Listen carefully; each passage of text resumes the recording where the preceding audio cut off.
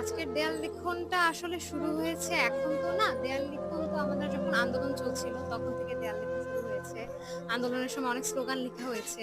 যেগুলো আমরা মনে করি যেহেতু আমাদের আন্দোলনটা একটা সফল দিকে গিয়েছে, তাই এখন ওই লেখাগুলো আসলে মানে কোনো দরকার নেই। আর ওই দেয়ালগুলোও অনেক বাজে দেখা যাচ্ছিল যেহেতু আপনি দেখতে পাচ্ছেন হয়তো যে এটা একটা স্কুল। আমিও এই স্কুলে একসময় পড়েছি।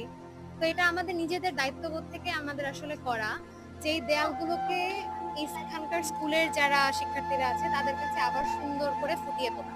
কিন্তু একটা জিনিস আমরা মেইনটেইন করেছি যে এই আন্দোলনের সময় আমাদের পুরো আন্দোলনটাকে একটু স্মৃতিময় করার জন্য আমরা কিছু জিনিস এড করেছি। যেমন আন্দোলনের সময় আমাদের কি হয়েছে।